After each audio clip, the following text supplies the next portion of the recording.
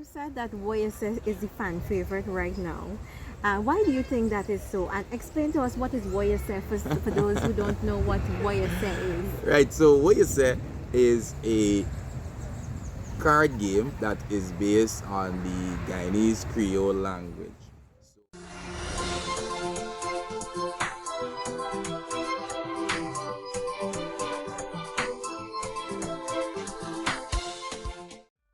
Promoting patriotism, education through fun, bringing family and friends together through fun, better CARICOM community relations. This is the mission of AZIRRA Games. And guess what? These are some of the core things that ARE Guyana is about. So that's why we are excited about what AZIRRA Games is doing. So I caught up with Linden Cave at Queen's Park, Barbados during AgroFest week to see how this mission is going. Yeah, so today we're here face to face to catch up with Linden Cave. The last time we had him on the Guyanese Talent Tuesday, he had done the real #1 Guyanese game. So we're here to just find out how has things been and just to hear what he's up to now. So welcome Linden Cave. Well, thank you for having me. It's always a pleasure to be able to, catch up and discuss the inner workings of, I suppose, having the first tabletop games company in the Caribbean, for that matter. But, yeah, thank you for having me. Yes, well, welcome back again. The last time we spoke, you had just finished the real #1 Guyanese game, and how has that taken off, and how has the Guyanese response been since then? All right, well, yeah, that feels like a while ago, but a lot has happened since then. Guyanese response has been much more than I anticipated. I like to tell people I have good problems in the sense that there is more demand than there is supply, and That is awesome. yeah, but that's not a problem that we want to continue to have. So I'm definitely trying to take steps to be able to have that sorted out. But we've sold a few hundred games in our first year, and that's an encouraging sign. Like I said, that seems like so long ago because we're 3 products now instead of 1. So yeah, things have been very good, and we've been progressing from strength to strength. Right, well that sounds good, and I'm glad for you that it seems like the Guyanese people seem to be into the board game, and I'm sure you have been having some feedback. What has people's feedback been from playing the game? Well, you said Guyanese are into game. I think when the process was started to bring these games to life, I think the one thing that you felt confident about was the fact that the products would speak to Guyanese people because of the fact that we didn't have any products that were really curated for us, and so it is almost hand in glove. It's natural for persons to take to the game. Sometimes people are a little intimidated by the potential, for some of the questions and that sort of thing. But persons are always intrigued, and the #1 response is, how come I never see this game before, And then, of course, you have people with passes say, oh, I have that game at home. This game is really cool. And those are little things that you like to hear, to keep you going. So, yeah, persons have taken to it very well. And so you said since then you've also had 2 more games out, and one of them is the real #1 Guyanese People, Places and Things, and Voyese. Why those 2 games? Alright, so actually, when I started development of real #1 Guyanese board game, the avenue, opened up where I actually stumbled upon Voyese, and then People, Places and Things, and it was kind of cool to say, okay, you're starting in this one place, but then by the time you get to the finish line, you have 3 distinct products. Voyese has really challenged the real #1 Guyanese board game, while real #1 Guyanese is our flagship. Voyese is definitely the fan favorite, and people, places, and things kind of fits in nicely as the little brother in the group.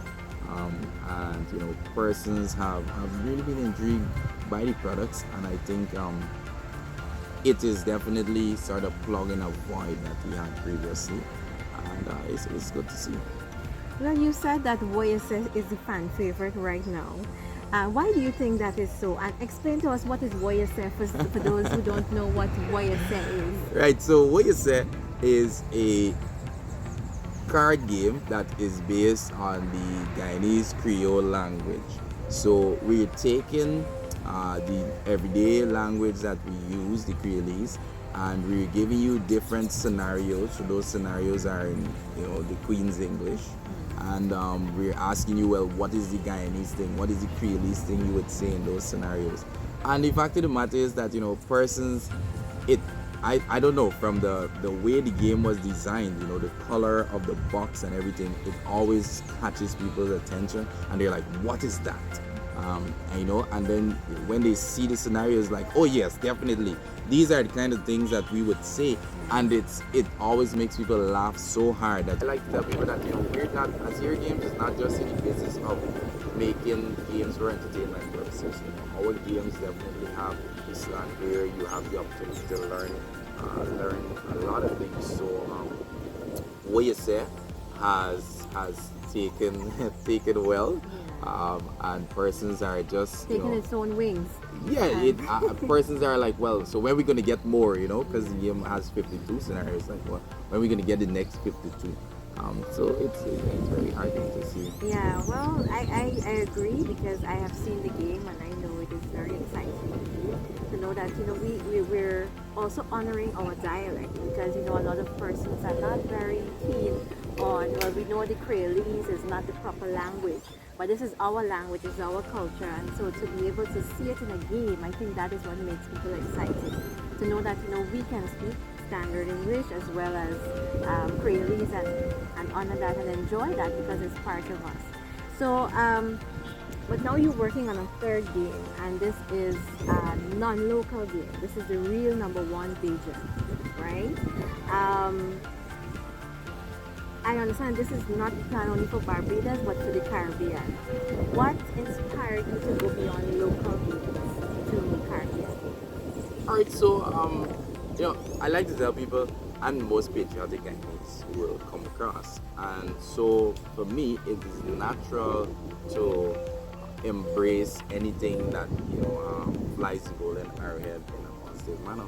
And I think when you look at our history and recognize the fact that Guyana was such an integral part of the initial members of CARICOM, and the history there, there's so much interlinkages. So for me, it's natural that you cannot keep something this good to just yourself. You have to be able to let other people experience the product. And then at the end of the day, AZIRRA Games came to being with the approach that we want to be a regional company, an international company. It was never, to just come into the Guyanese market and make a few games and be done with it. There was always this regional focus. So again, it's just natural evolution. And of course, you had to be able to pick which territory you would go to next. So things sort of align themselves for us to be able to go to starting the Real #1 Bajan. So the Real #1 Bajan will actually be our 4th or 5th or 6th product, because we have 2 other games currently in development that we would like to have out on the market, and then we have Real #1 Bajan, but we also have Real #1 Bajan People, Places, and Things edition, and we also have what you said Barbados. So a lot happening. But again, because of how things align themselves, for us to actually be able to come to Barbados and participate in AgroFest, and just be able to interact with the Barbadian public, interact with the Guyanese in Barbados, everything just aligned itself. Right. So you're here in Barbados now because of the AgroFest that just concluded. And what does that mean for you to be here at AgroFest to bring your games and Well, I won't say I'm not here. I didn't come to Barbados because of AgriFest. I came to Barbados because of Real Number One Beijing. But again, AgriFest was happening, so it was a case where you took the opportunity, to come and feel what it is like outside of what you're accustomed to in Guyana. I consider Barbados to be my second home because I live here, and so it's kind of like you would expect coming that it would be a different feel to what you have in Guyana and so on. But for me, in my experience, it was just like another expo that you would have in Guyana. Because of the anticipation that you would interact with a lot of Guyanese persons, and Barbadians have been very curious about the products. Considering the fact that they're geared to Guyanese, they're like, okay, this is a very cool concept. This is very interesting. We're excited to see that the Real Number One Beijing line is. So that was basically like mission accomplished because you were able to pique the interest of the Barbados community, and to especially seeing that you're working on the Real Number One Beijing game, and so I think that was very strategic and good for you. Yeah, well, I mean, coming here, one of our goals was to be able to try to get the attention of Barbadian Prime Minister, and to be able to accomplish that, it certainly ticked the box. So just to have her there at the booth for those few seconds, and actually putting her eyes on the products, definitely it helps to motivate. That we're going in the right direction. So if you can have the chief Barbadian citizen interested, then you expect that you would naturally have the interest of others. Yes. Well, I'm glad for you in that as well. So I'm listening to you and I'm hearing so many games in succession. You have 2 in the works already. What is the overall vision for you and the mission? What mission are you on with these games?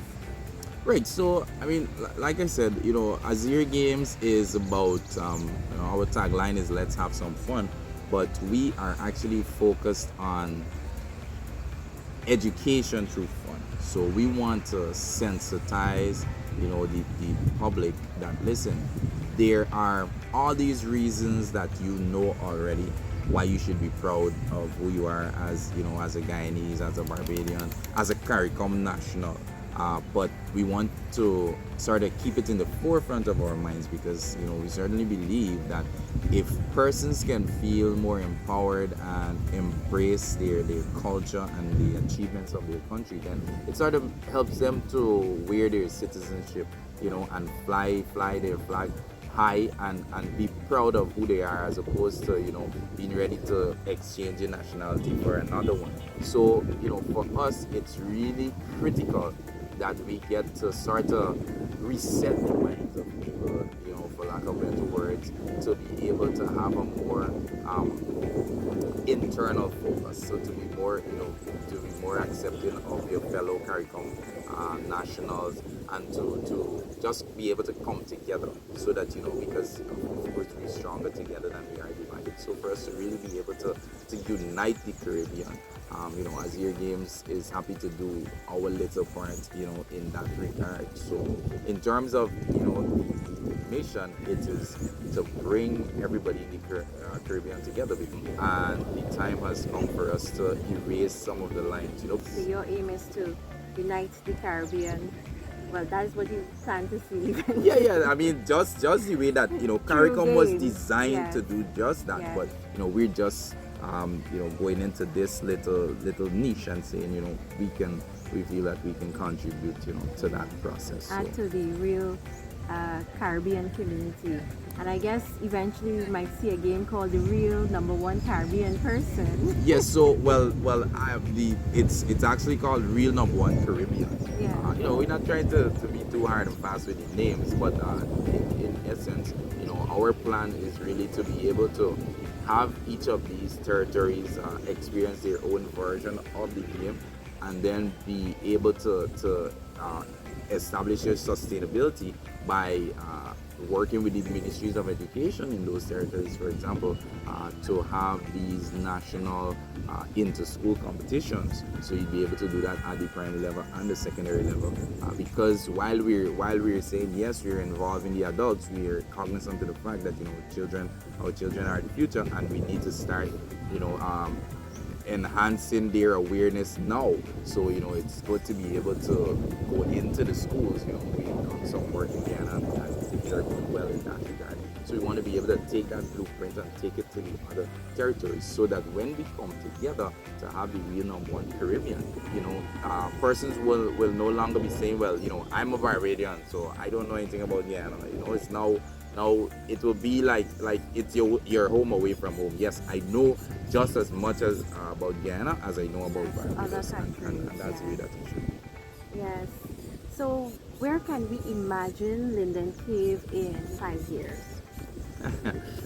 Well, or so? I think in another 5 years, we would have. Because you seem to be moving at such a speed, so I know you're heading somewhere, and in 5 years I know we can see you somewhere. Where is that place? Yeah, look, in 5 years, God willing, we would have been able to get our domestic competitions going, and the next step for us is to go into the television space, to be able to have television game show products that we can offer to persons in the Caribbean, because I feel like that's a natural progression, natural evolution of the space that we are in. So definitely, in 5 years we should have completed the initial tranche of countries that we want to release game for, and to be able to have the regional competition, and to go into that television game show space to have that product. Wow, very ambitious plans that you have, and I'm sure with the rate that you're going that you will be steady moving towards those things. And so we wish you all the best and all the success that you need for these ventures ahead. And thank you once again for chatting with us, and we know that we will see you doing great things in the future. So thank you. I'm humbled and I'm honored that